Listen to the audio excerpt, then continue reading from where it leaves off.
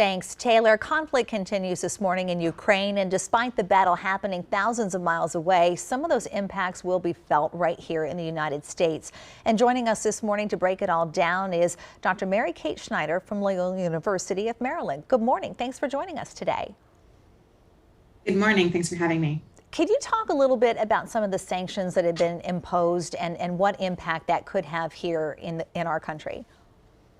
Sure. So some of the sanctions that we have imposed include personal direct sanctions against President Vladimir Putin, as well as Foreign Minister Sergei Lavrov. So those are direct sanctions on the personal assets of those two individuals, which makes it very difficult for them to conduct transactions abroad. It also makes it impossible for them to purchase any additional U.S. currency. We have also pulled the SWIFT lever and sanctioning Russia such that they are some of their banks, so it's not all of their banks yet, but so some of their banks are no longer allowed to transact with SWIFT. And that's important because SWIFT is the channel through which information about currency is spread around the world.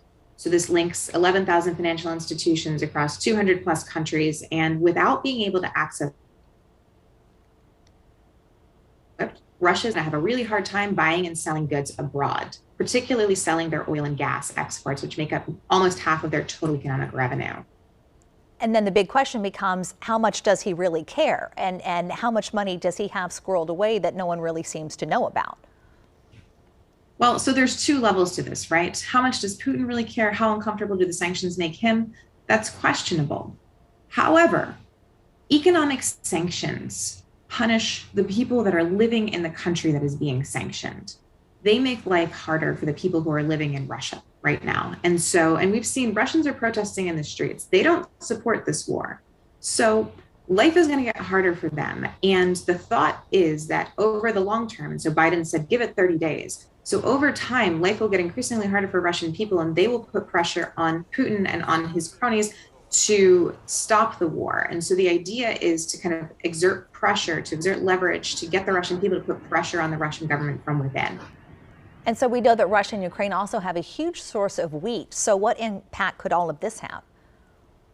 So this is going to cause, we've heard this phrase a million times this year, supply chain disruptions, right? It's going to make it really hard for those exports to get to the market. And so that's going to cause a chain reaction that's going to make life very uncomfortable for a lot of people.